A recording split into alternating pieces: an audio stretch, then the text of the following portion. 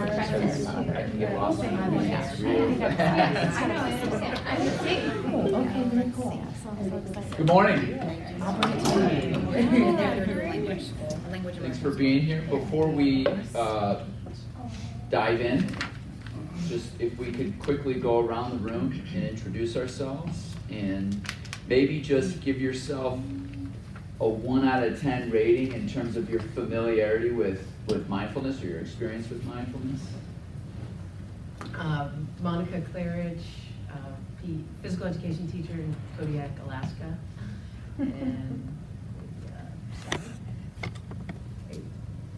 Duke Novak, social worker at Mundelein High School. I'm always a beginner, right? So 1. That's deep. That's good. My name is Anne Gavros, and I'm in Minneapolis Public Schools. Yeah, I'll just go with 5 then. Maya Smith, I'm a school social worker in Fulton County Schools, and I give myself maybe a 7. Bob Hudson, Assistant Superintendent for Aptekissick Trip School District, and I wasn't able to attend your session, so I give myself a 1.5.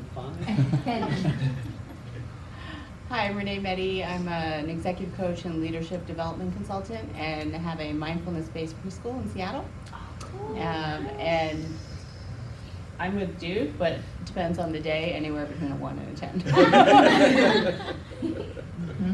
I'm Katie Jimenez. I'm an elementary school principal in Tulsa Public Schools.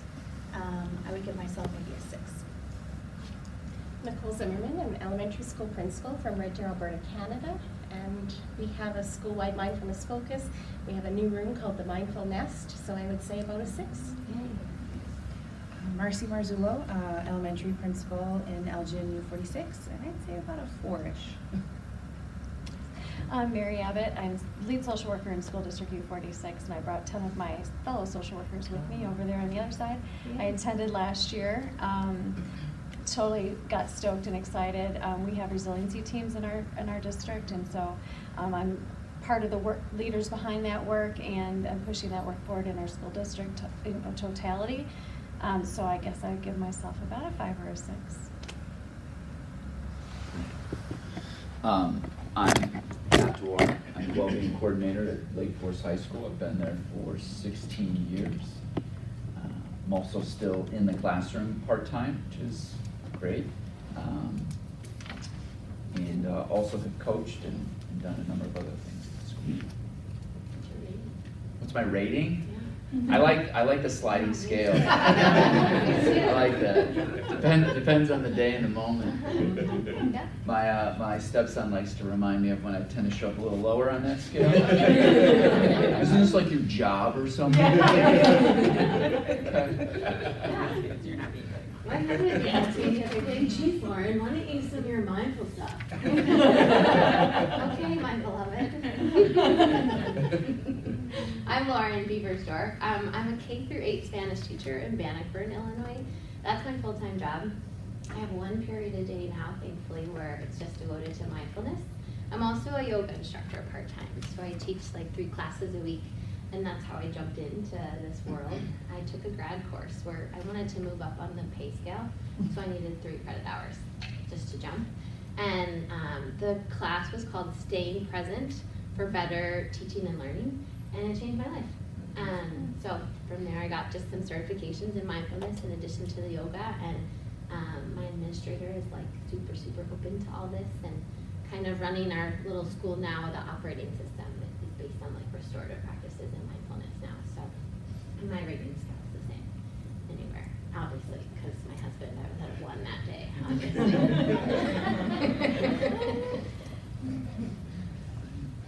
So let's start by practicing what we hope to preach. If you could find a posture that is upright, but not tense. So ears over shoulders, shoulders over hips. I invite you to also, if you can, if you don't have congestion or a cold of some kind, to close your mouth and take a few moments to just breathe through your nose.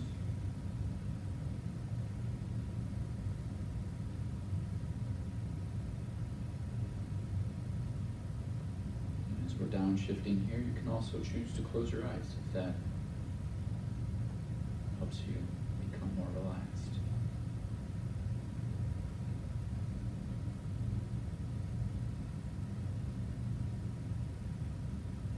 And you can take your right hand and put it on your stomach, left hand put it on your chest. You don't need to apply any pressure. Just give yourself an additional cue for recognizing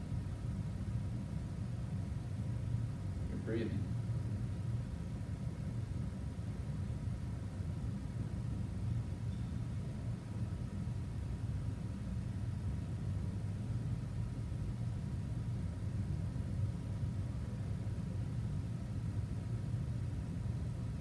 Take a moment and just consciously slow your breathing down.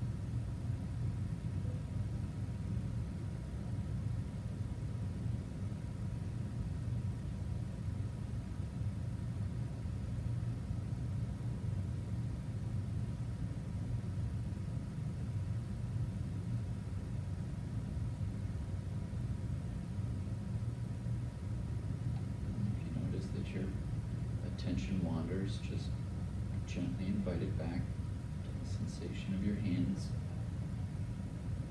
on your body, the sensation of air entering and exiting your body.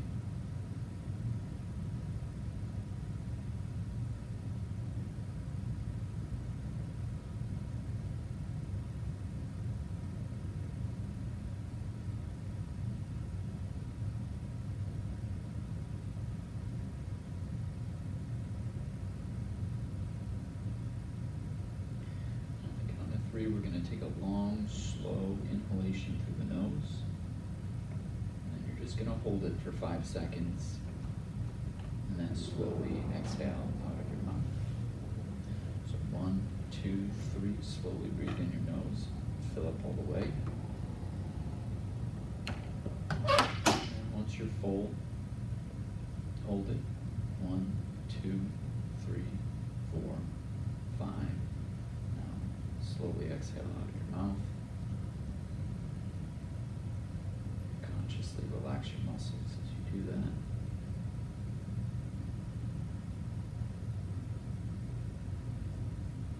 You can drop your hands now. We're just going to do 3 breaths, where as we breathe in, we're going to bring our shoulders up, and then when we exhale, we're going to bring our shoulders down. So 1, 2, 3, breathe in, shoulders up. Exhale, shoulders down. Breathe in, shoulders up. Exhale, shoulders down. Last one, breathe in, shoulders up. Exhale, shoulders down. You can wiggle your toes. Make a fist with your hands and then open them, spread your fingers out.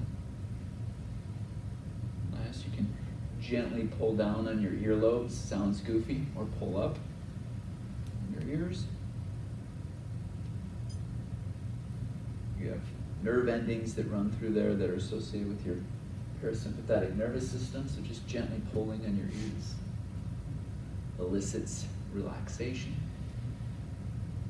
And then you can slowly open your eyes if they're closed.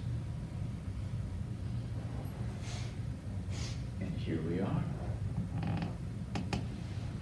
Students and teachers are always amazed at how quickly and easily you can transition your internal state. We have this wonderful gift. We're the only things on the planet that can consciously take a hold of breathing. It's an autonomic process. You'll breathe unconsciously 20,000 to 30,000 times per day. Thankfully, we don't have to sit there and say to ourselves, okay, in, okay, out, 20,000 times, right? So we're always already doing it. And it's a wonderful tool because we're doing it, doesn't cost anything, all it requires is just conscious awareness, and a little bit of time.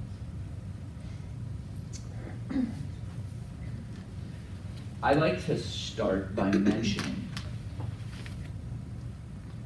that I have a black belt in stress and anxiety. And so even though I'm up here talking about all of this, I in no way stand here in a privileged position or in a space where somehow I've overcome the complexity and difficulty of life. As I said, at home and at work, I'm constantly reminded of my need to practice and where I'm at in the process of my own journey, my own becoming. So I'm not speaking from a place of authority, basically, what I'm trying to say. A fellow seeker like everyone here. This guy is me, 5th grade. I want to start with just some personal and professional background before we jump in. I think it's important to give an account of why I'm here, why I do this work, why I think it's important. By this age, I had lived in a home that was visited by death, divorce, and addiction. And growing up, it was even more complicated because I grew up in Lake Forest. And so we were kind of the family in this perfect town where everyone's... Have you ever seen or read Ordinary People? Right? It's a novel about Lake Forest, actually. And then Robert Redford turned it into a film. And it's always resonated because they did their research. They did their research. And so I grew up in this town where everyone and everything was outwardly perfect, and yet my circumstances, my family circumstances were inwardly and outwardly not perfect. And so it was an interesting juxtaposition. I wouldn't change it for anything, to tell you the truth. I think it was what it was, right? It's who I am. But it offered interesting insights growing up. As I was growing up, I was diagnosed with anxiety and panic disorders to the point where I was held back in kindergarten. I had to repeat sophomore year of high school. I was a horrible student. Tried to run away from school almost successfully. Custodian caught me. It's actually a great story. I won't get into the weeds with that one. But I did not like school. I did not excel academically. Luckily, I excelled athletically and socially, and I was able to kind of hang my sanity and my identity on those things. This continued into high school and eventually into college, where in this classroom here, one day I was a TA for a nature writing class. And we had just finished reading Into the Wild, story of Chris McCandless, who, it's a true story, basically just got out of Dodge, burned all forms of ID after he graduated from Emory, disappeared 2.5 years later. His body was found in a remote hunting post in Alaska. And so the story is his journey. And so the teacher is saying to the class, was he crazy or courageous? Everyone's like, he was a nut job. People get lost in the wild and die every year. People don't write books about them. He just got lucky. Someone got interested in the story. She just said, oh, okay. She said, maybe you're just too scared to recognize that he did something that you couldn't do. Raise your hand if you want to be in this room right now. No one raised their hand. And she said, you're just here because you're following everyone else. What's to stop any of you from pursuing your dream, your calling? You could walk out that door right now. Little did she know when she was saying this that I had wanted to live in a Buddhist monastery for 2 years. My parents wouldn't let me. Longer story, right? And I thought this was going to be the cure to all my stress and anxiety. So I literally got up when she said that, walked out the door, went down to the registrar, didn't talk to my parents, withdrew from school, had this awesome carpe diem moment. So I got back to my room, called my dad, and said, Dad, I finally did it, and he said, "You did what?" And told me I could walk home from New Hampshire. But I eventually arrived in Korea. This is when I first got there. And it was outwardly everything. I'm acclimated well with the monks. He caught me numerous times sneaking out at night to go get pizza at this place called Tony Pizza. And to the point where they actually eventually moved my room so they could keep a better watch on me. I was starving. It was just like rice and kimchi. So when I wanted to take his picture, he's like, "No thanks." He was not a fan of me. But it was beautiful. It was everything that I had romanticized in my head, idealized. My room was actually, my first room before I got changed after the pizza debacle was right here, next to the head abbot. Beautiful statue outside the window. That was meditation hall. And that was me. The most depressed, sad, sick, anxious I had probably ever been. And so when I got to my journal a couple nights in, I wrote, "I traveled 7,000 miles, but my mind did not move." And that was worth the ticket over there. That it came to my attention that the world's a big place. It's not big enough to run from yourself or escape from yourself. And that we can pursue things like mindfulness and meditation and peace and compassion and calm. But ultimately, if we're doing it as a vehicle to not actually look at ourselves, we're just fooling ourselves. And I think it's important to lead with that because we're all here for a reason, and we're all seeking change. And I'm not saying don't seek change, but just be mindful of what you think you're after and what you're going to get. At the end of my time there, I was there 4.5 months. She was the head teacher, wonderful woman, one of the most famous Buddhist teachers in Korea of the 20th century. I went to her, I met her when I first showed up, and then I met her this last time. She had, I think, 400 or 500 monks, so I didn't get to see her on a daily basis. And I went to her explaining all my anxieties and problems, and I thought, she's going to tell me. It's like Luke Skywalker going to Yoda, right? He's going to get that one-liner and everything's going to be clear. And so I sit there, I had a translator, and I'm saying all this stuff, just waiting, and she was very quiet, didn't say anything, and then said very little. And the translator said, "She says go home." What?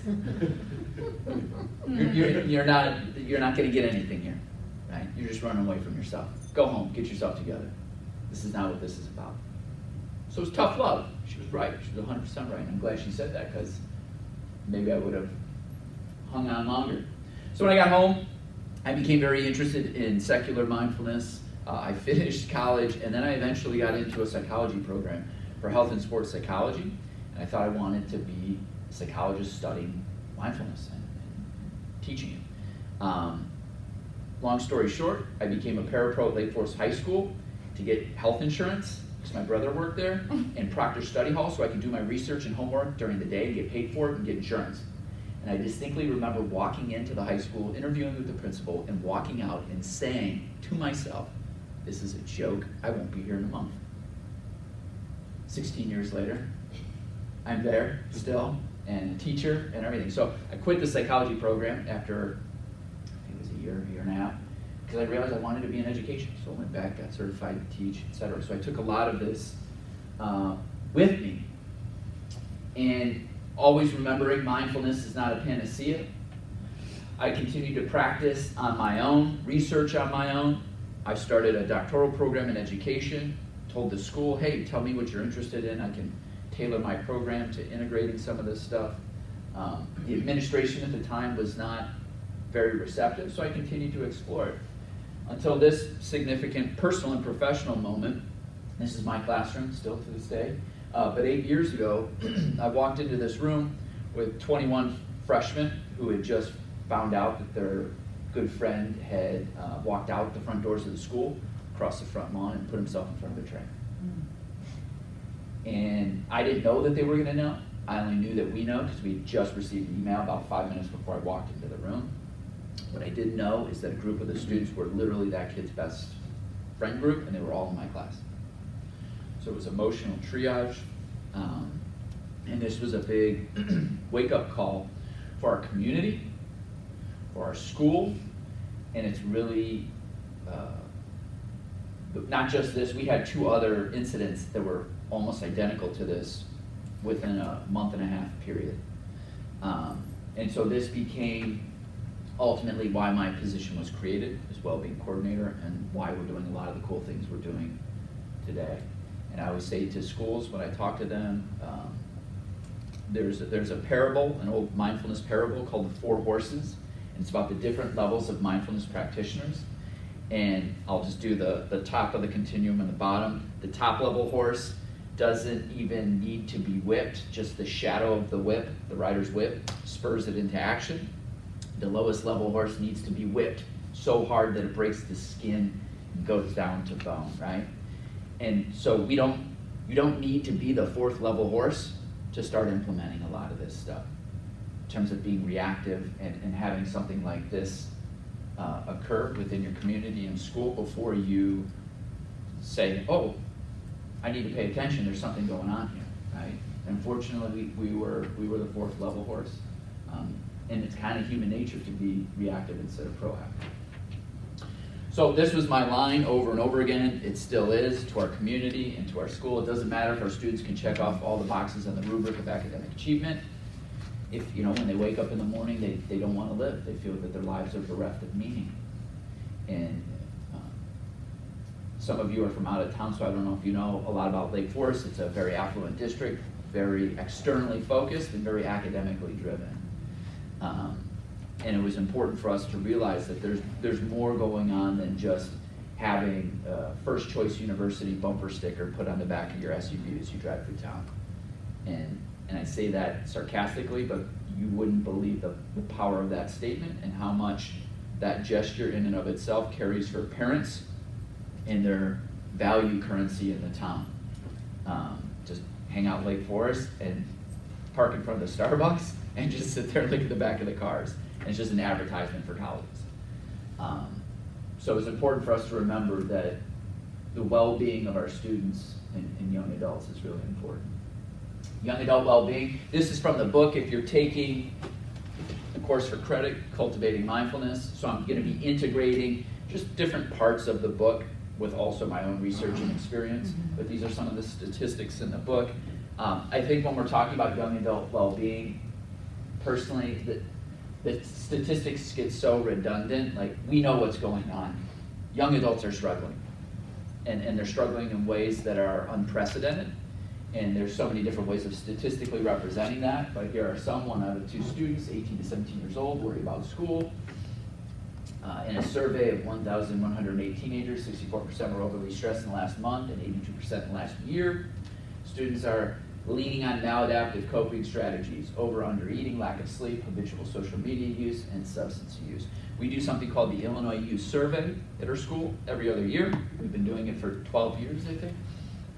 And we've seen that as stress rates go up, usage rates go up, right? And so drugs and alcohol are the lowest common denominator for learning to manage internal states. And when we don't provide students, young adults, the skills to internally manage states, they will lean on external substances. And we'll talk later about how that's really a cultural norm, right? When we find that our state is low in the morning, what do? Drink stimulants, caffeine. And at night, when we're tired and wired and need to downregulate and can't, we drink alcohol. And those have become cultural norms. I think it's important to mention, in education, I'm constantly in meetings where folks are saying, well, this is a young adult problem, this is unprecedented, and it is, but it's really not a young adult problem. Christian Huygens, who invented the pendulum clock about 400 years ago, found this phenomenon that still perplexes physicists today, where if you put multiple pendulum clocks on the same wall, in time, they'll all sync their cadence to the same cadence, right? And I use this as an analogy because when we talk about this being a young adult problem, no, it's an adult problem. And we're the master clock on the wall. And they are adjusting their emotional cadence to our emotional cadence. Within the last decade, researchers at the CDC have been disturbed by a phenomenon where we are the only first world country with a declining life expectancy. And they couldn't figure out why this is, because the usual culprits are stabilizing, so heart disease, diabetes, dementia, cancer. So how is it that the life expectancy is going down? And so they put together a research team, and what they found is that people in middle age are dying at an unprecedented rate. Middle class, especially. And diseases of despair are 3 statistical categories: deaths related to alcohol, deaths related to drugs, 2/3 of which are opioid related, and suicide. From 1999 to 2016, the suicide rate in the United States was up over 33%. In 10 different states, it was about 50%. And so what you're seeing here is a social phenomenon where people are lacking the internal skills to self-regulate. At the time of life when we are most stressed, a Dartmouth economist just came out with a study. He found, guess what the peak age of unhappiness is? 38? Change the 3 to a 4. 48. 48.2. Right? And that fits this research. So right at the time of life where people are most stressed, have most on their plate, are least happy, they're leaning on drugs and alcohol, and then it's killing them, right? Because it's not a sustainable long-term strategy. And we'll talk later about what's called allostatic load, which is the way you behaviorally respond to stress can become the biggest stressor itself. So when you're stressed and then pile on daily alcohol use or drug use, well, over time that creates allostatic load, that the drug use or the alcohol use actually becomes the primary stressor. And it leads to illness and disease, death, and then suicide. People just simply despairing. And I know this is a large, multi-layered phenomenon, and it's complex, so I don't want to oversimplify it and just give it a nice little narrative and say move on. I mean, there are other things going on here, have to do with socioeconomics, etc. But that is a major threat, is that people are not learning to self-regulate. So when we take this and we look at teachers specifically as a subset of this larger adult population, you see 93% of elementary teachers report experiencing a high stress level. 94% of middle school teachers report experiencing a high stress level. 58% of teachers cited a decline in their mental health. Public school educators are quitting their jobs at the highest rate on record. As I'm sure many of you know, special ed tends to be the hardest department on teachers. There's the most turnover, typically, in special ed. It's very exhausting work. These are based on a study that Keith Herman did at the University of Missouri.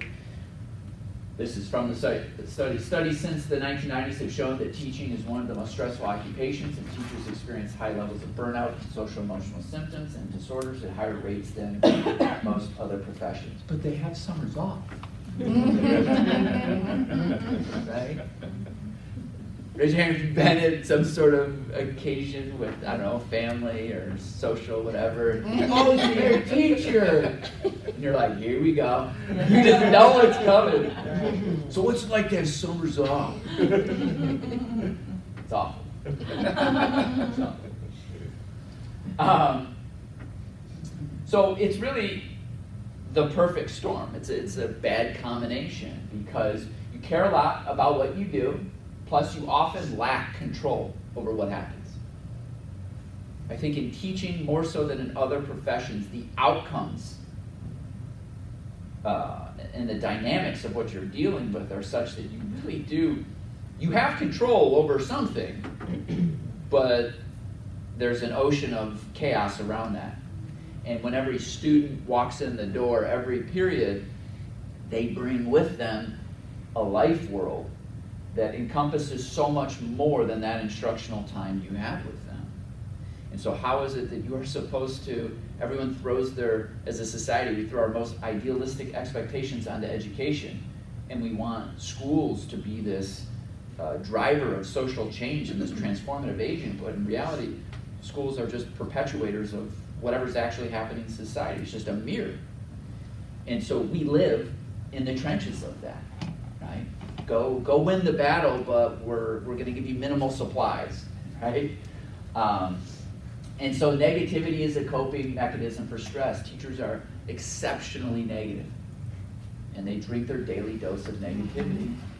And people will say, administrators often get very frustrated with teachers being so negative. And it's, you just got to remind yourself, it's a coping mechanism, right? It's a way of venting. Question is it a healthy one? No. Is it sustainable or beneficial in the long run? No, but in the moment, does unloading a bunch of negativity and having someone say, oh my gosh, yes, and then they throw theirs in too, does that feel good in the moment? Does it work? Yeah, absolutely it does. That's why people do it. In the same way, do you need a PhD to get drunk? No. You just need your source and drink it, right? And so negativity, again, is this very low denominator form of self-regulation. And it rips through schools everywhere. And so mindfulness to the rescue, right? No, not so fast. So what is mindfulness? I'm currently writing a book, the Mindful Breathing Workbook for Teens, that'll be out next year through New Harbinger. And so as a part, I put this in the intro, I did a mindfulness search on Amazon and 100,000 results. Okay, what does this mean? Well, it means mindfulness is very popular. It's in the red hot center of collective attention. But it also means that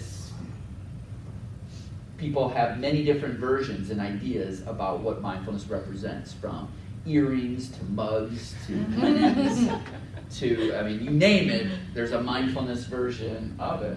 So clarification is necessary. We're in this room, we're educators, and so when we talk about mindfulness, what are we actually talking about? So let's start with what it isn't. Again, this is in the book. It's not a cure for everything. And I hear teachers all the time in my district and in other districts, again, this idealistic desire to have one thing solve all problems. And it's because we want hope. And mindfulness ultimately represents hope, that a lot of the things that nag us on a daily basis, personally and professionally, that there's actually a solution and a possibility for change. It's not a religious practice. It's not a spiritual or supernatural activity. It's not synonymous with meditation. Mindfulness is a form of meditation, but not all meditation is mindfulness. Time-consuming or expensive? It is not. Time-consuming, we're going to talk more about that. There's kind of a caveat with that. We'll get to that. What is it?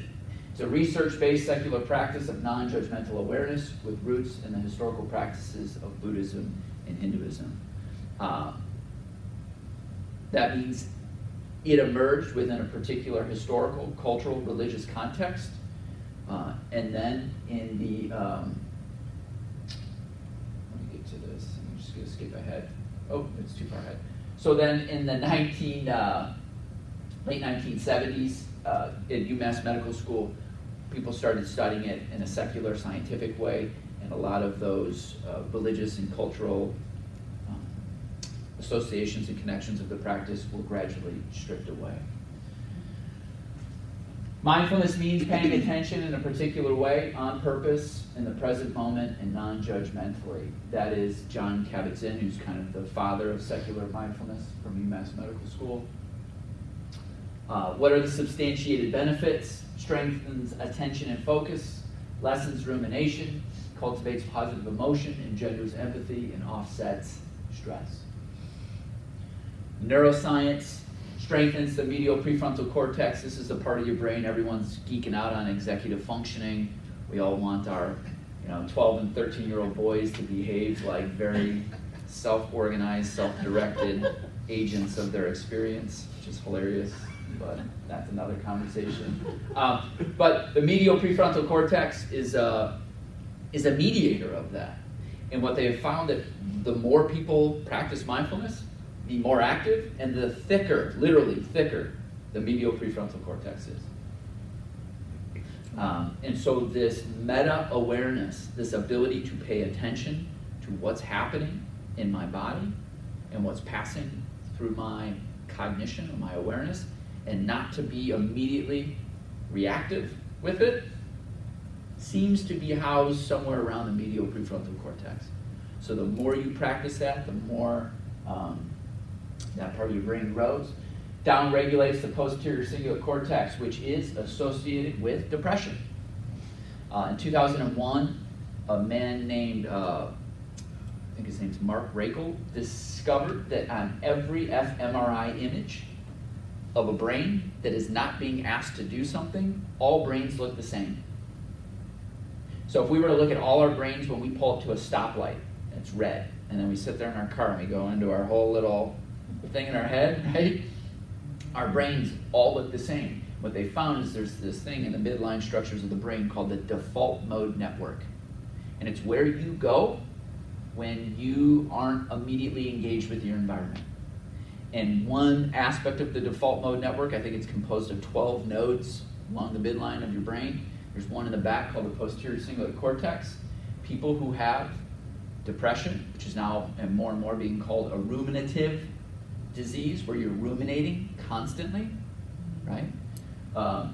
That's housed in the posterior cingulate cortex. And what they found is that in real time, when people start a mindfulness activity, even beginners, and they watch their brains, and it might be for 3 seconds, 5 seconds, as they start to pay attention, posterior cingulate cortex starts shutting down.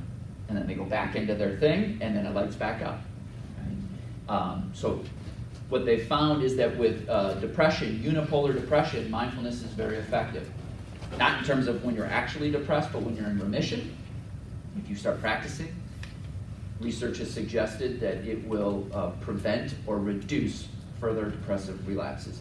Bipolar depression, there's no evidence that someone with bipolar depression should be practicing mindfulness. In fact, there is some evidence to suggest it actually might be counterproductive. And then downregulates the amygdala. Everyone knows about the amygdala, right? It's an almond-shaped little node. There's actually 2 of them right around your brainstem. It's associated with the initiating the fear response. This needs to be contextualized. The right node of your amygdala is with emotional reactivity. The left node of your amygdala is with emotional empathy. And so what they've found is that it actually downregulates the amygdala that's associated with emotional reactivity, and it upregulates the part of the amygdala that's associated with if you saw someone suffering or sad or upset, you have the appropriate emotional, empathetic, compassionate response to that. I can go down a rabbit hole with all this stuff. I love it. Unsubstantiated claims. Sparks weight loss. Right? See that all the time. Cures physical and or psychological diseases. Replaces sleep. I can't tell you how many students are like, I heard if you meditate all the time, you don't have to sleep. No. There's actually a guy at Michigan who has a whole hypothesis that the value of mindfulness is that it mimics sleep. And so a lot of people have refuted or had rebuttal to his proposal, but he's convinced, he's taken that angle. From what I've seen, I don't agree with him. Eliminates negative emotions, so you'll never have a negative emotion again, or uncovers metaphysical realities. You see into something or whatever. So how can we start to conceptualize mindfulness? If you have a question at any point, stop me. I've got a ton of stuff, so my goal here is to make your head hurt by the time I'm done, so then Lauren can step in and calm me down. if you look at the etymology of mindfulness, going back to the Sanskrit and Pali etymology, it comes from a word that means to remember, which I think is really cool. So it's like, remember what? Implicit in remembering is this idea that we forget. So mindfulness is the practice of remembering, to come back to what we forget, which is that our lives are actually being lived now. Constantly in the past, constantly in the future, forgetting that our lives are happening now. Why is this important? Dan Gilbert at Harvard had a wonderful study called A Wandering Mind is an Unhappy Mind. He created an, no, my phone's over there, an app for a phone. I think there were 1,250 around there participants. He texted them 20 times a day, and it asked them, were they present when they got the text? What were they doing? And are they happy? And I think the ages were 18 to 70 something, okay? And I believe it was 6 weeks. And what he found is that when people reported that they weren't present, they also reported that they weren't happy. Shocking, right? The ability to think about what is not happening is a cognitive achievement that comes at an emotional cost. So this ability to have a brain that can simulate things, past or future, is a wonderful evolutionary accomplishment. But it also comes at the cost that we can get bogged down in that, right? Get lost in the weeds of our own capacity to do that. How often our minds leave the present is a better predictor of our happiness than the activities in which we are engaged. That's the real important part of the study. Everyone's running around chasing the thing that's going to make them happy. But what this suggests is that your happiness is less determined by what you're doing. It's more determined by the awareness you're bringing to what you're doing. So when you pay attention and you're connected to reality, that's inherently rewarding, emotionally. Then there was another study, the challenges of the disengaged mind. This is where they asked a bunch of people if they would ever shock, or they gave people a shock, an electric shock, and they said, do you like that shock? And they're like, no, I don't like that shock. Would you do something? Would you pay money to not have that shock again? Yes. Okay. So then they put them in a room alone, just to be with their own thoughts, and they had an option. You can just be alone with your own thoughts or administer that shock to yourself.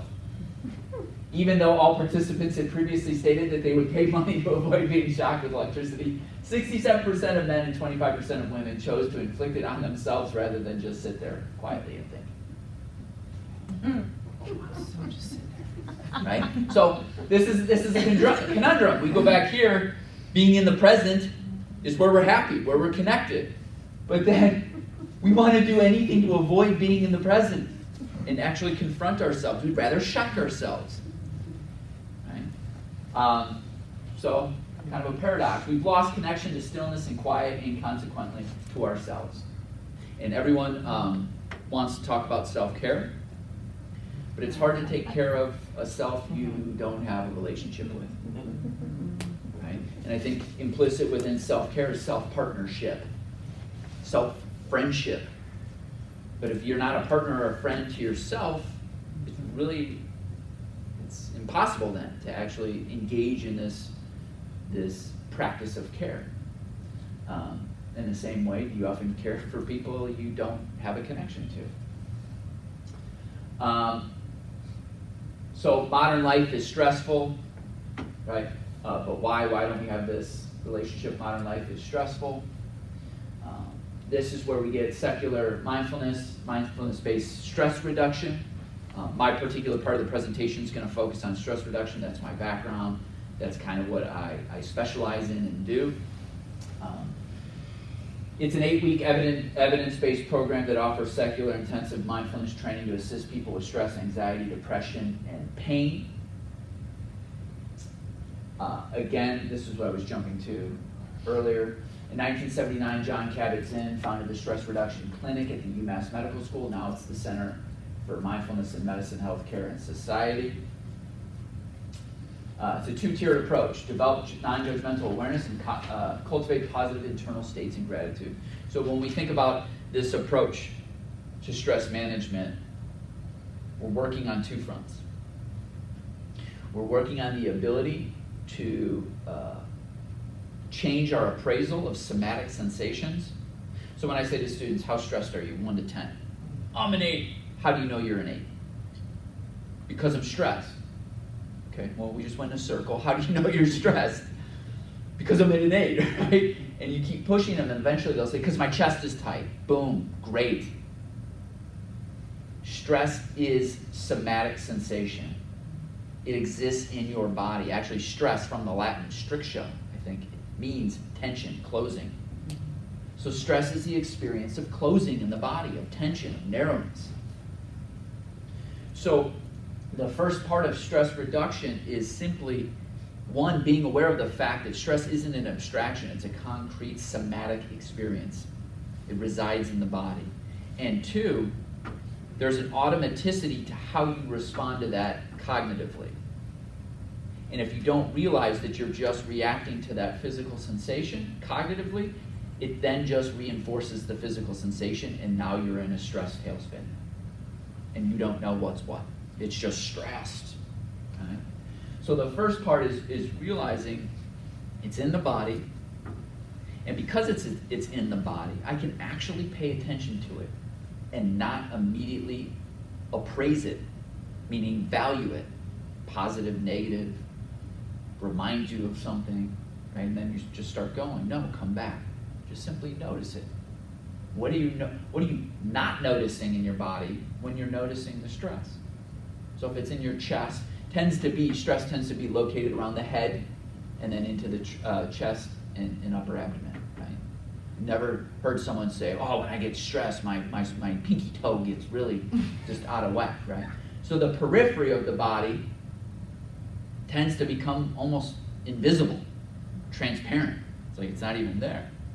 So part of the practice is changing the somatic appraisal, or the cognitive appraisal of the somatic sensation, by noticing other parts of your body that aren't stressed or tense. Right? You can use all sorts of techniques for this. We'll get to those in a second. The other part of this approach is to cultivate positive internal states like gratitude. Okay? So change your relationship to the stress, and while you're stressed, it's very hard to also still be able to freely move along the internal state continuum, right? To move to the end of the continuum where you feel happiness, joy, compassion, right? Those experiences tend to kind of disappear when you're always stressed. So reappraise the stress and then exercise your capacity to still have positive experiences. Techniques, mindful awareness can be brought to any activity. If you take an MBSR class, they're going to have you practicing this non-judgmental awareness while sitting, lying on the ground, doing a body scan, moving, so like a walking meditation of some kind, or even a running meditation. I have a guy I work with who says he's able to most practice mindfulness while running. Stretching, just mindful stretching, and then also eating. Am I forgetting anything? No. Any human activity not encompassed? No. I mean, any aspect of life you can Communication. Communication, mindful communication. Yeah. This is where, so earlier when it said it doesn't take time and it doesn't cost money, this is where the time part, there's a caveat. They found a dose-response relationship with practicing mindfulness. What does that mean? Dose-response relationship is just a term meaning the more you do something, like take a particular medicine, the more you benefit from it. Usually there's a U-shaped curve, meaning if you don't take anything, you don't get any benefit. If you take too much, you also don't get a benefit. In the middle of the U is where you get the benefit. With mindfulness, unlike something like exercise, too little exercise or too much can be equally detrimental. You want the right amount of exercise. Mindfulness is not like that. They found up to 50,000 hours practicing mindfulness. I don't even know how many years of your life it would take to meditate straight to get that. But they've looked at the brains of people who have meditated up to 50,000 hours, and what they found is that there are no deleterious consequences. It's a dose-response relationship. The larger the dose, the more the benefit. Okay, so they have found empirical changes with, I think, as little as 5 minutes a day for 6 weeks.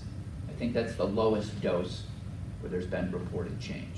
So you sit, you practice mindfulness 5 minutes, right? Do it again the next day, do it for 6 weeks, and that the changes seem to persist to some extent, I think 6 months after finishing that 6-week time if you stop practicing, which of course you wouldn't, you would just keep practicing.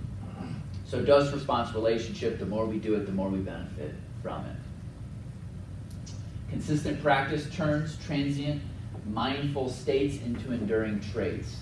This is a book, Altered Traits, that just came out 2 years ago that synthesized a lot of the research on mindfulness and meditation. And what they found is that, again, dose-response relationship, when people first start to practice mindfulness, it creates states. So I practice, I create an internal mindful state where I feel good, I feel less stressed, but that state is fleeting, comes and goes. The idea is how do we turn that elevated mindful state into a more enduring trait of my self, of my identity, so that's not coming and going quite so much, so that just persists through all aspects of my life. Again, dose-response relationship, develop a practice. And the people who have done that, they seem to have the trait of mindfulness rather than just experience mindfulness states. So, how have I taken all of this? How am I in time? It's 9:30. 9:30, and I'm going till 10. I know I'm going fast. Wellbeing and mindfulness at LFHS, how have I taken all of this and tried to, how have we taken all of this and tried to put it into our school community? Well, first, by identifying, asking teachers and students, what's the number one obstacle to your health and well-being?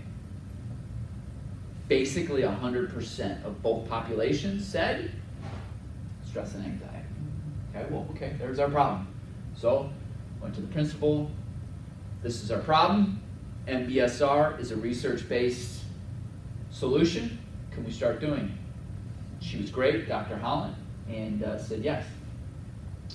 So this is kind of, later on we're going to talk about the specifics of the programming, but I'm going to give you the kind of the information that I've been giving teachers, the conceptual framework I've been giving teachers and students around stress and stress management and mindfulness. And then later in the session, towards the end, we'll talk specifically about what does that look like? Like, how do I actually do that? Does that make sense? This is very important. This is called general adaptation syndrome. And when I work with students in the classroom or with mindfulness drop-ins or with teachers, we talk about how does your body respond to stress? You have to know this. And Hans Selye is the father of stress. And stress awareness. And he came up with this theory of general adaptation syndrome. Generally speaking, it still holds up. The nuances of it, researchers have updated. But you have an initial stressor, and homeostasis is broken. Your body immediately responds, right? So first there's the alarm phase. So the initial, like, whoa, we're out of whack here. I'm dysregulated. Then your body has all sorts of resources. It goes into a resistance phase. It copes. And it's not just your body, your behaviors. You're motivated behaviorally as well.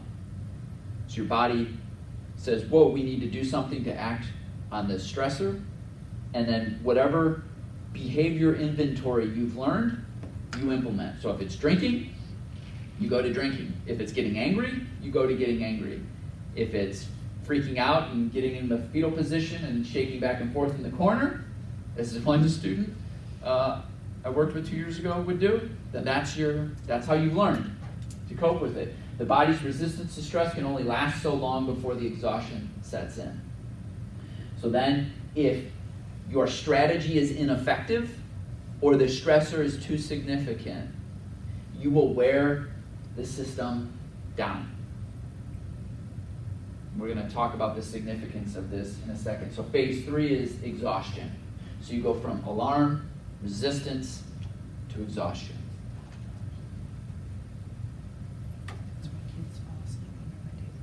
What's that? I just said that's why kids fall asleep under my table in my office. For sure. Yeah. For sure. Yeah. And it's so hard in the moment, in real time, when a colleague or a student is dysregulated, to not respond emotionally and make a value judgment about what they're doing. Right? And that's why I think understanding how stress actually works, and no one is immune to the effect of stress. Right? We all have our breaking point. And so if you can just keep that in mind of how the body and mind fundamentally work in relation to being stressed, it allows you that space to have the mindful moment. To be like, okay, I'm about to react here with hard energy, but now I'm gonna contextualize what they're doing and see the bigger picture, right? And that way, I stay online, right? Keep the frontal cortex, frontal lobe online, and don't immediately dive in and dysregulate further. We have this system, we could get into this crazy, but we don't need to. The HPA axis, which is the hypothalamic pituitary adrenal axis, that's what's going on that releases all the stress hormones in your body. And it's all you need to know is that it's basically like dominoes falling, physiologically.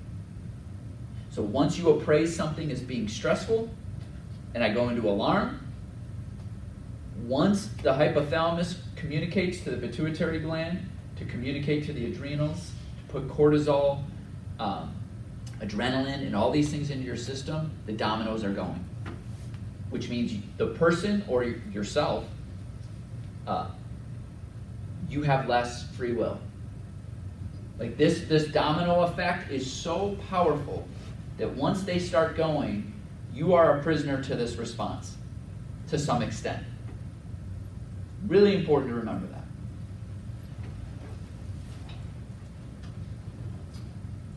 So what's the response fundamentally doing?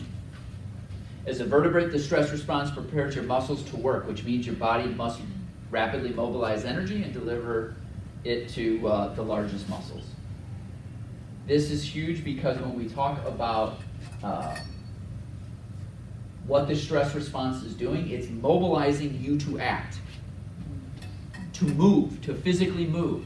But how many people can physically move when they're stressed in our current social environment as human beings in the 21st century? No, we have all these behavioral inhibitions.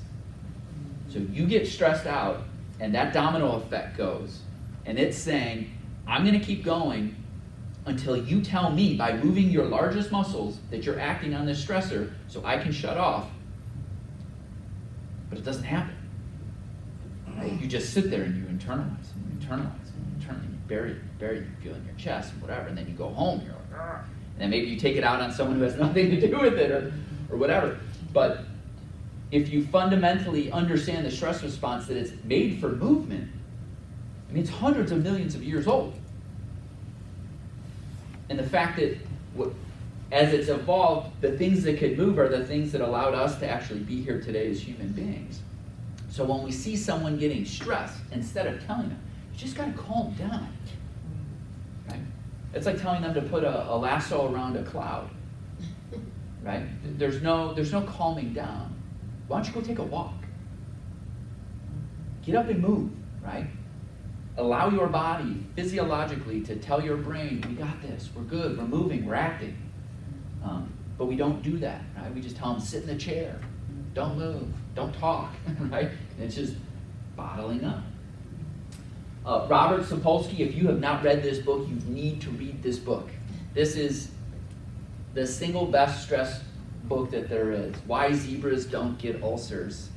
And the part of the title that's missing, and why we do, right? And it's this exact reason that we're gonna talk about here. This is kind of his central, well, one of his central thesis statements. Though we're adapted for acute stress, we're not adapted for chronic psychological stress. A zebra is living its life, eating grass. I don't know how zebras live their life. You know, they're doing their thing. They're in parasympathetic mode, which means calm, rest, digest, you know, hang out with the other zebras. And then suddenly I've got a 800-pound lion chasing me down. So if we were to map this out, we're in parasympathetic mode, boom, acute stress. I didn't get eaten alive. I'm back down within minutes. I'm in homeostasis. We are designed for that. Our nervous system, the HPA axis, is designed for huge threat, huge response. I didn't die. I'm still here. Okay. On. Right? We are not, yes? We put animals in zoos and they start showing Yeah. those types of depression and things of that nature. Yeah. And then you put little, young adults and adults in a building all day. Yeah. Like a zoo. Yeah. And guess what they start showing, right? I mean, it's the same nervous system. I mean, we have a different processor, a more evolved processor, but the mechanisms are fundamentally the same. Yeah, it's a great point. So we're not adapted for stressor, no resolution, stressor, no resolution, stressor, no resolution. And so the problem with psychological stress, the stressor is often ambiguous and ubiquitous, meaning nowhere and everywhere. Someone says, oh, I'm anxious. A student says, I'm anxious. Talk to me about your anxiety. Locate that anxiety. Half the time, they have no idea what the actual stressor is. It's the anxiety. But what's the anxiety? It's just this ubiquitous, environmental, kind of everywhere feeling. Right? It's not this actual object I can contend with. Modern society hinges on behavioral inhibition.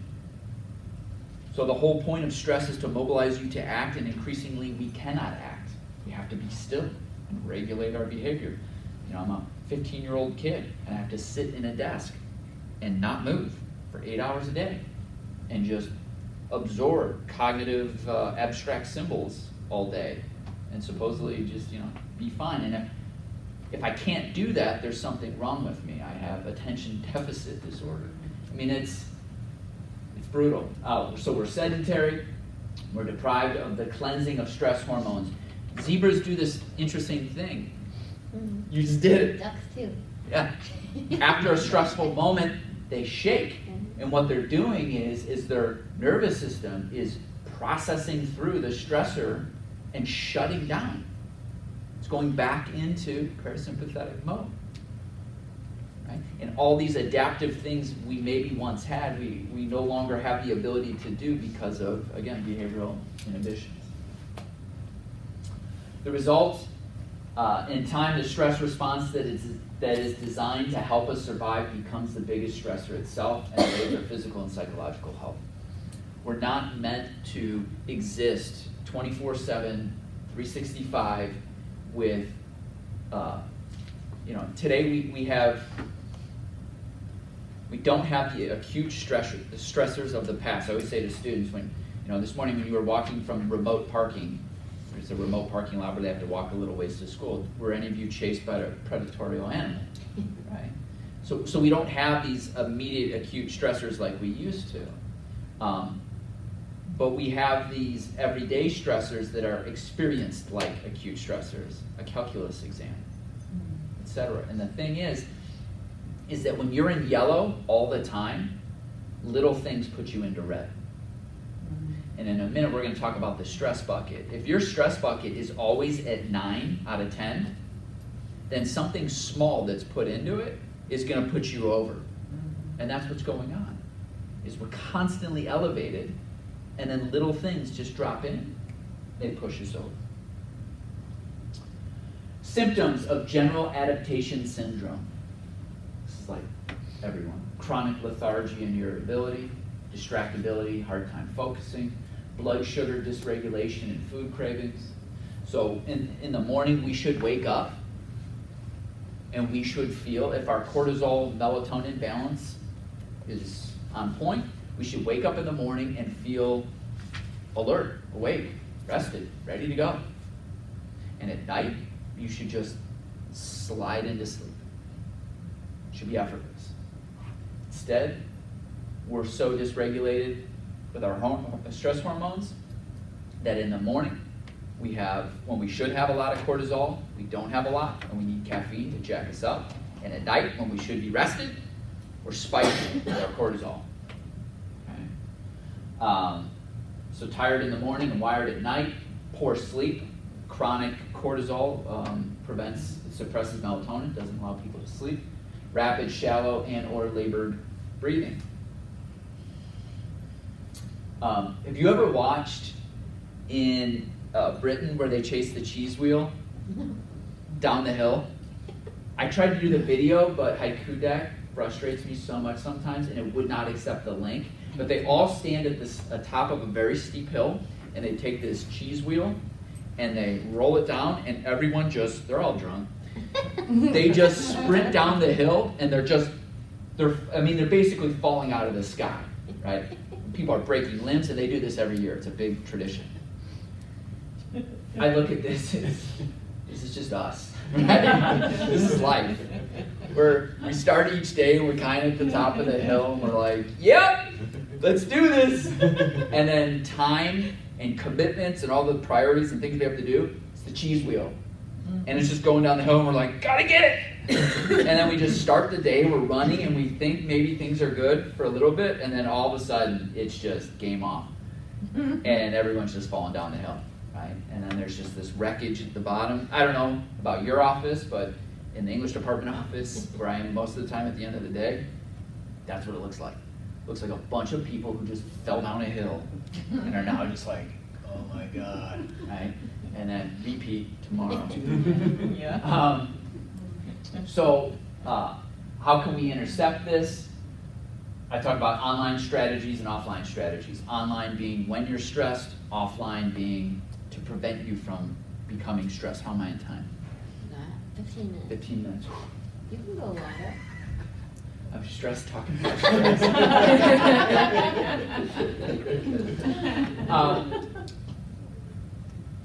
I always start with both staff and students with the analogy of the stress bucket. Self-awareness is awareness of how full your bucket is. And being aware of the hoses that are in your bucket. We tend to think that we have multiple hoses and multiple buckets. So my school bucket and that hose, okay, that's over here. And then I go home and I have a home bucket, that's different. And then I put the hose in that one. And then I have my, go to the health club and run 5 miles bucket. Okay, I got that one too. And then I have the, scroll on social media for an hour bucket. Okay, there's one bucket. And all those hoses, they're going into it. So it's really important when we talk about self-awareness. Self-awareness is the precondition for all stress management, all mindfulness. And mindfulness that's developing that self-awareness, right? And I think it really begins with more continuously and accurately assessing where am I at now? Based on what information am I making that assessment? What factors contribute to that? What are my hoses? And very importantly, last, where do I tend to show up in general? I tend to show up to life at a 7. Which means if I don't lead every day with down-regulating activities, where am I going to show up by the end of the day? Full bucket, overflowing. Or I'll be at 9 out of 10 or, right at 10 out of 10 and then I'll go home. And the dog will look at me wrong or something, right? And it's just a little drop and that's like, so it's very important to understand where do you typically show up in general and how do you respond to that? Because if you're not aware of how you respond to it, you're probably responding to it in ways that would be, that are maladaptive in the long run. Unconscious self-management, I'm yet to see a case where that turns out beneficial in the long run. And it's because we're designed, the whole thing about the stress response is now over future plans, psychologically and physically, which is why stress hormones prevent digestion, they affect our reproductive organs, you're not going to sit there and do long-term planning if you don't know you're going to get through today. And that's what your body does. It just immediately goes, and your mind does the same thing. So when we're self-managing our bucket unconsciously, we're operating on that software. What's going to help me now? So online strategies. Once the stress response begins, there are only 3 access points to consciously downregulate the nervous system. We know this through neurobiology. Once those dominoes start going, okay, there are 3 ways to stop the dominoes. That's it. 1, movement. The whole response is just taking glucose and oxygen, and it elevates your heart rate, your respiration, and blood pressure, so it can deliver those things to your largest muscles so you can move. So if you're stressed, you gotta move. Period. And actually moving through space, they know this neurobiologically, it shuts off the response. It shuts off the brain part. It might take a little bit to clear the stuff from your system, the cortisol, the epinephrine, the norepinephrine, all of that might take a half hour, but your brain's off. It's not producing more. It's not saying we're still in alarm state. Okay? So move. That's number 1. I mean, can't emphasize that enough. Breathing. Specifically breathing through your nose. Mouth breathing. If you're a mouth breather and you breathe a lot when you sleep, that is a textbook sign of general adaptation syndrome. When you breathe through your mouth, you are suggesting to your body that that the efficiency with which you bring in oxygen and remove carbon dioxide is, you need to suck air in and get carbon dioxide out. That's an emergency state. So in terms of breathing, you close your mouth, you breathe through your nose. It increases the pressure and the volume of air in your body. It also allows you to, I forgot what the actual statistic is, it might be something to the extent 25% more of the oxygen you consume when breathing through your nose is absorbed. So there's something called dead air that enters your body. It goes to your alveoli, where the gas exchange occurs, carbon dioxide, oxygen, all that stuff. There's a lot of air that can get trapped in there that just isn't used for energy. It just sits there. That is significantly increased when you breathe through your mouth. Dead air. When you breathe through your nose, it's going right into your system. So your brain is getting enough energy. You're going to be less tired. And most importantly, you have a nerve that attaches to your diaphragm, which runs right through the middle of your body. And this is what initiates breathing. What most people don't realize is that the lungs don't move of their own accord. The lungs are just inert mass. And when the diaphragm creates a reverse vacuum and draws air in, then the lungs expand. But they cannot do that on their own. You need the diaphragm to do that. You have a nerve that goes from your brain to your diaphragm called the phrenic nerve. When you breathe through your nose, you activate your diaphragm. The more activated your diaphragm is, it tells your brain to relax. Phrenic, schizophrenia, the root is from the Greek, means mind. So the people who named this nerve made the connection between breathing and the mind. And UCLA researchers at the Krasnow lab 2 years ago discovered for the first time the actual place in the brain where the emotional arousal centers of the brain and the respiratory centers of the brain are tied via shared pathway of neurons. At every moment, how you're breathing is a reflection of your emotional state. And conversely, when you consciously take a hold of your breathing, you can work backwards and control your emotional state.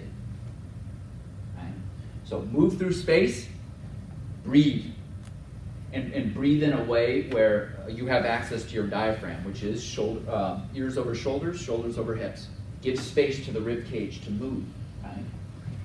And then the last is vision. Your eyes narrow when you're stressed out. And actually, I'm going to get more into that in a second. The paradox of stress is that we lack the cognitive skills we need to regulate stress when we need them the most. So when someone is, let's say, and this is something students need to figure out and you need to figure out for yourself, is what point of your bucket do cognitive strategies stop working? So there is a point where maybe you're at a 5 or a 6 and you can stop, be still, and practice non-judgmental awareness, and it'll be effective. But there's a threshold where that will no longer be effective.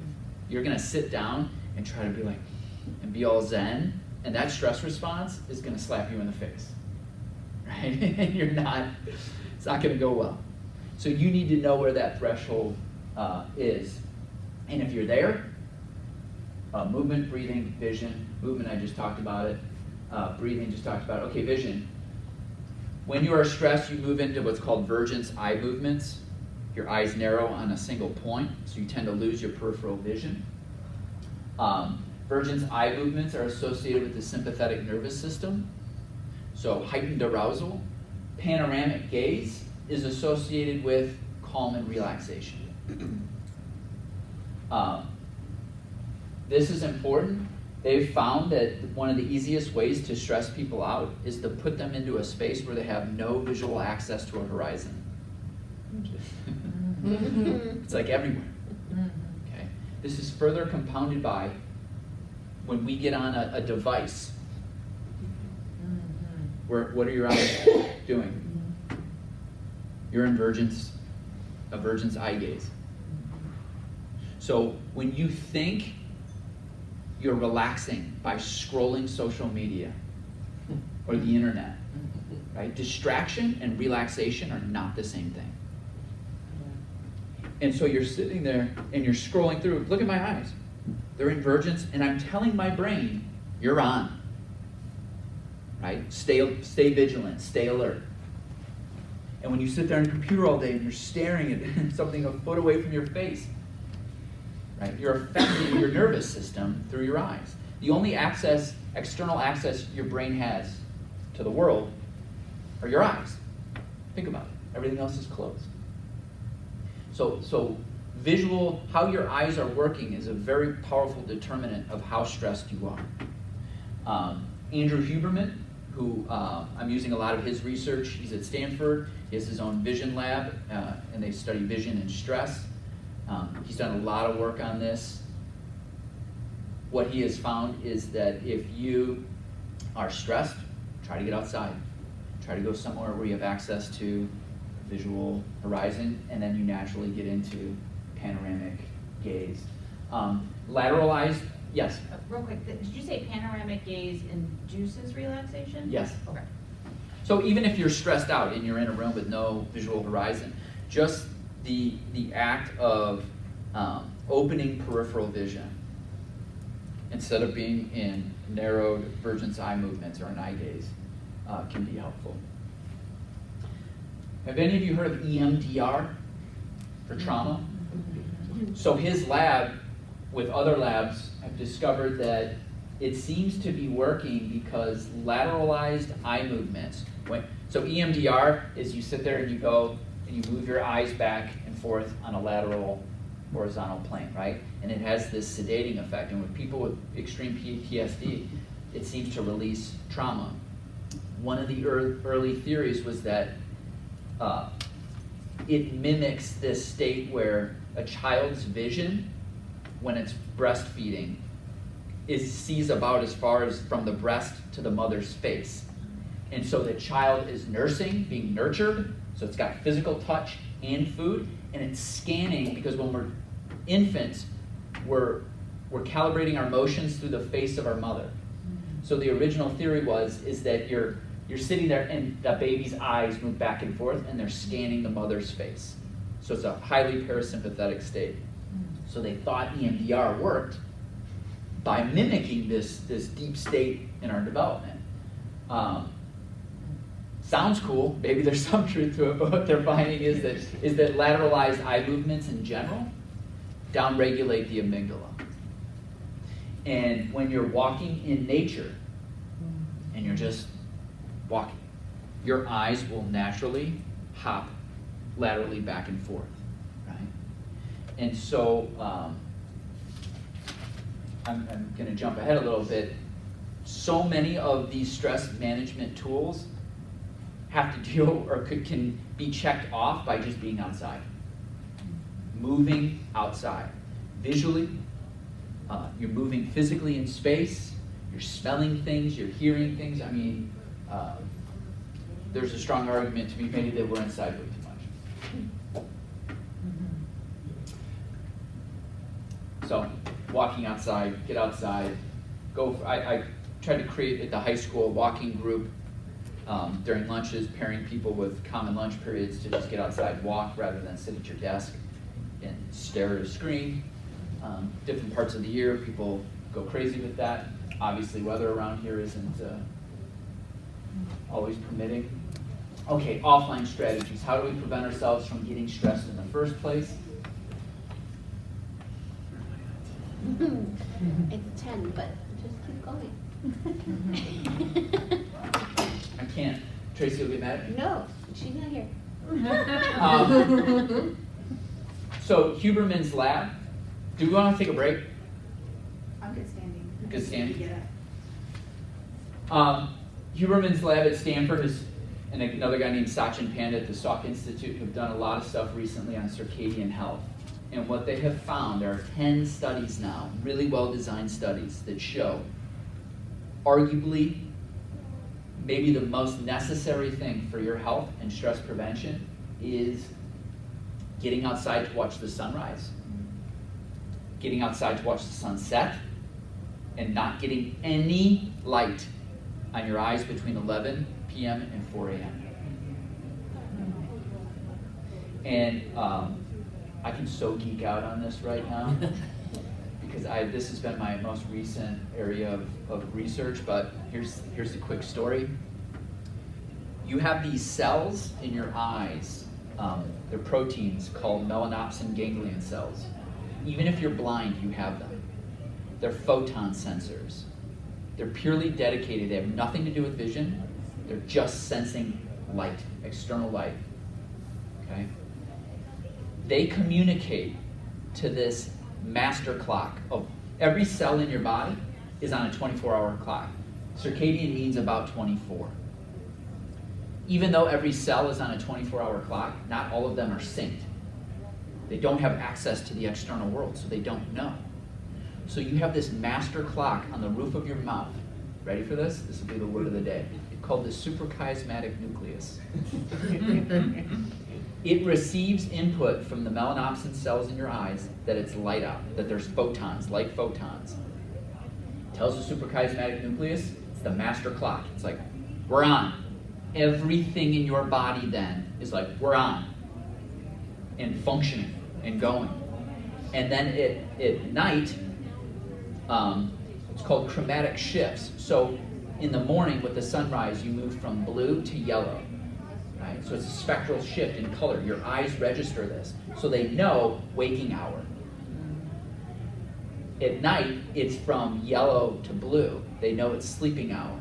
Right? So all your hormones, stress hormones, everything, cognition, liver enzymes, digestion, reproduction, everything is synced to this fundamental rhythm of light.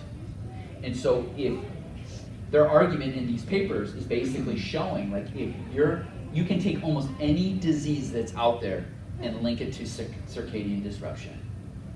And you can, they're finding more and more that just simply getting people outside, 2 to 10 minutes in the morning, even if it's overcast, your eyes know that it's the chromatic shift, right? And then during the day,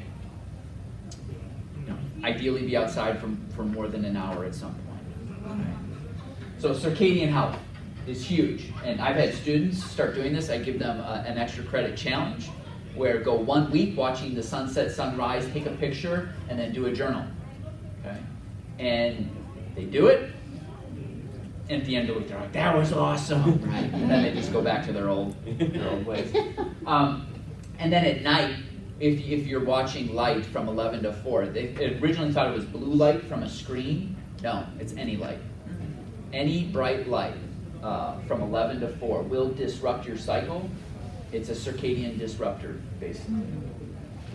So circadian health, mindfulness and breathing practices, as we've discussed, general self-care and wellness, balance engagement time with recovery time, something we don't do well. We're like 99% action all day and very little rest. So finding islands of like downtime. Give yourself time, 5 minutes to breathe, like we did at the beginning of this, here and there throughout the day. An ounce of prevention is worth a pound of cure. Think of those dominoes. If you can prevent those dominoes from going in the first place, that is everything. But once those dominoes start going, you're really gonna have to do something significant to get them to stop falling. Narrative identity and self-reflection, I'm not gonna talk about that because it's too long. Stress is, okay, that's, can we do this and then I'll be done? Yeah. You don't have to be done. But I'm eroding your time. No, you're not. Okay, we'll end with this. My stuff connects to your stuff. Okay. Let's take a break. We're supposed to take a break. We're gonna take a break and come back and do some stress assessments and we'll be done.